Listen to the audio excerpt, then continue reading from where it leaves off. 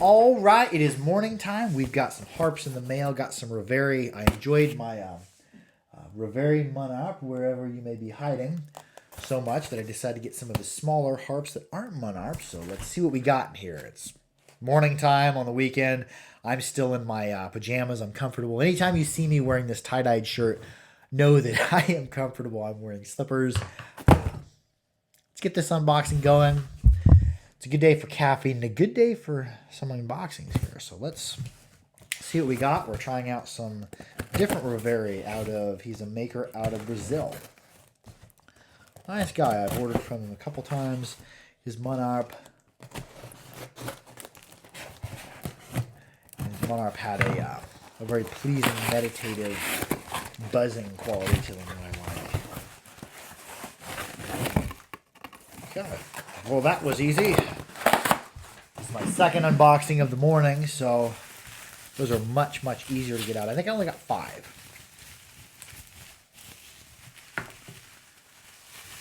Where does it all end? I believe these may be forged stainless. Well, that's athletic tape. It's interesting to see all the different ways that makers package instruments. Come on, Meow. Come on out there. Oh, yeah, I did get a brass one. Oh, and it's clearly labeled G. I think I got G's and F's, was it?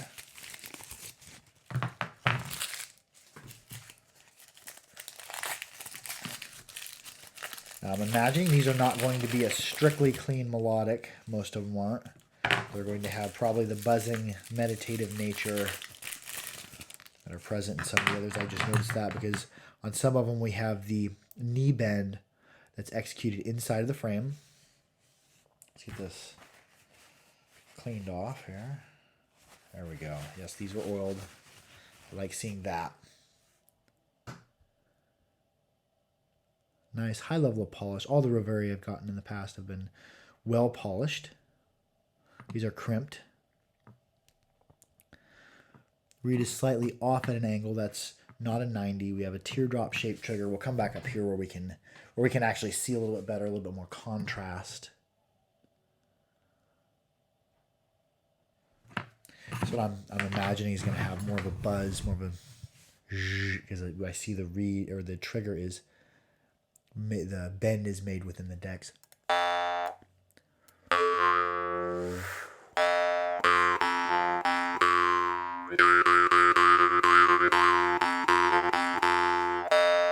It's pretty responsive to my open close. There's that buzz that in the background because of the way that knee elbow is made. But I think it's pleasing. I think I can work that in. Let's see where we go with it.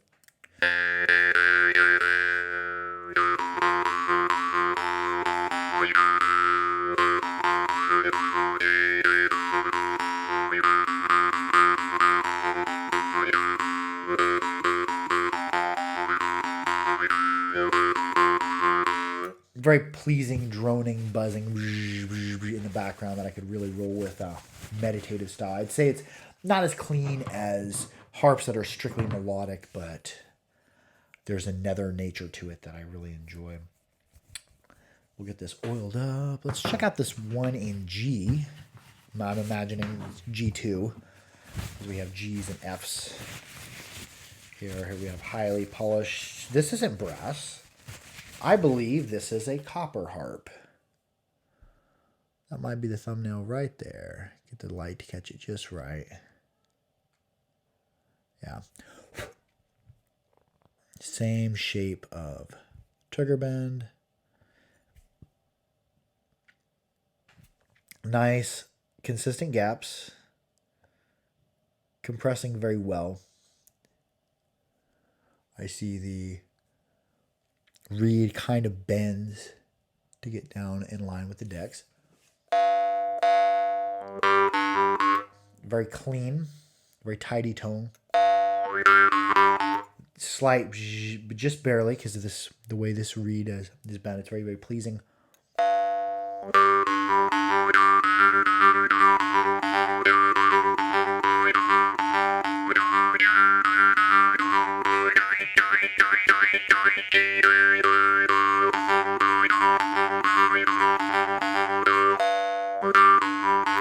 touch of buzz to it. It's pleasing though.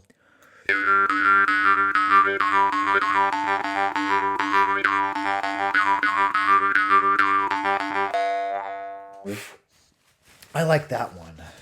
I like the feel of the copper. The softness of the copper seems to soften that tone up. Keeps it very tidy. Oil it anyways. You don't want copper. Copper naturally patinas over time, so if you don't keep it oiled, it will change in look. But copper is something that ages beautifully when it ages right. That one was in G2. Let's try one of these steel ones in G2. See what we've got.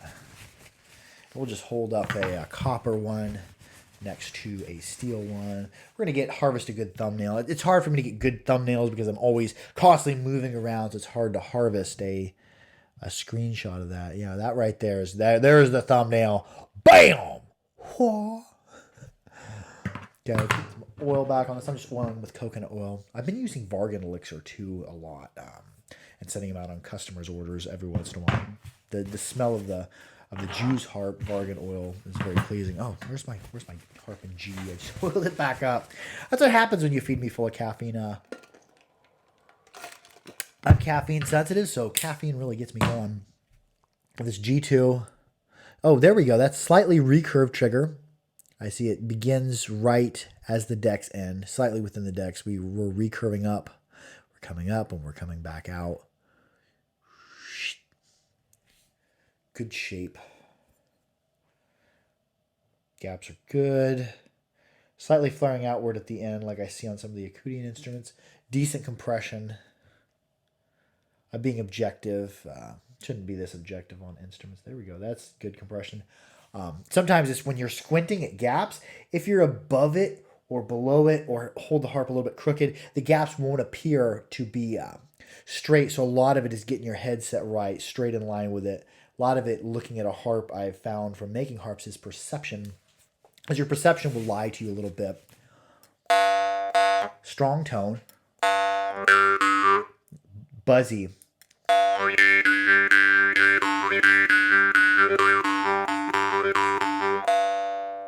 hear a at the end.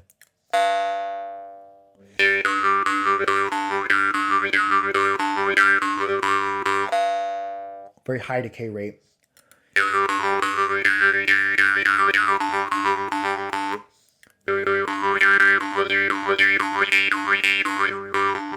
That is a harp that I feel wants to be played fast just because of the decay rate. Not as much sustain as some of the others. See, it's probably because of the taper we don't have a ton of weight out front there. I'd say the first two are definitely my favorite. This would be for somebody who wants to play fast. I found that I'm not the arbiter of taste. Things that I like in harps, certain attributes I like in harps, other people look for entirely different attributes. So that I would say would be more suited for a fast player. Let's see what you are. We have another harp in. Well, this one is F. I see trigger's almost at a 90. It's just slightly outward. Good gaps. Looks kind of like a bird's beak. Not the same as the others. Yeah, I would say more pronounced beak. Looks like a bird, like a raven's head.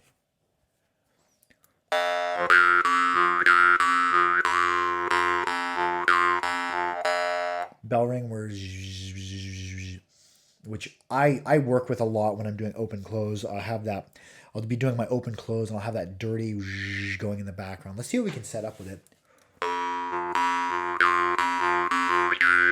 And sometimes reeds straighten, get straighter as they vibrate. An engineer once told me, engineer and an inventor that I did a job for, he said that vibrating steel tends to want to straighten. So sometimes when you pick up a harp where the tone seems a little bit dirtier when you first play it, after you play it for a little while, you'll notice the tone cleans up. I have a friend who has a monarch that says that it plays dirty for the first minute or two of playing it, and once you get opened up, the tone actually cleans up. So that's a interesting school of thought when it comes to reeds. Let's see where this one goes.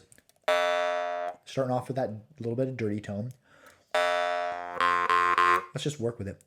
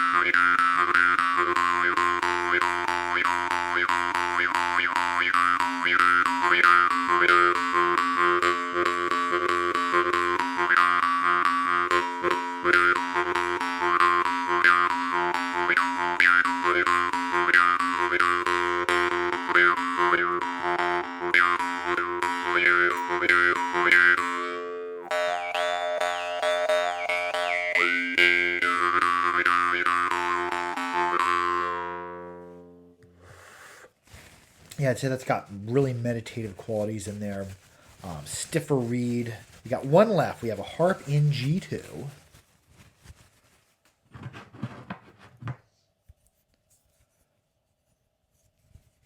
We see more wedge-shaped reed on this one. A bit more pronounced. See what we got on you.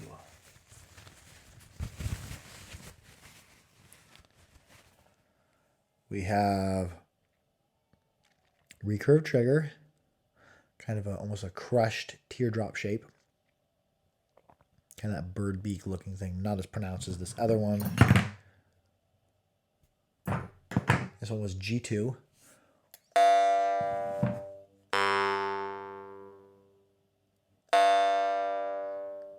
Very high decay rate. A lot of crackling going on in the back. Not crackling, but I'd say buzzing.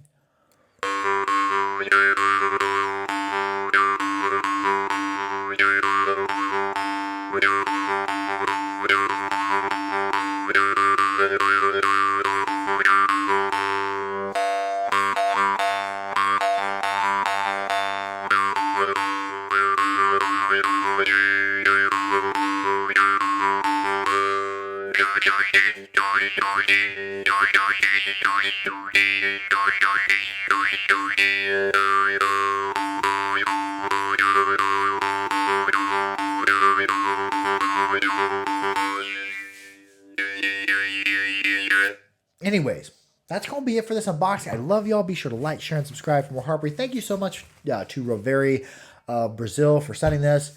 And I'm going to play that copper one on the way out. That is probably my favorite of this bunch. But anyways, keep your harps clean, keep them dry, keep them old, stay good to each other. Harp for everybody.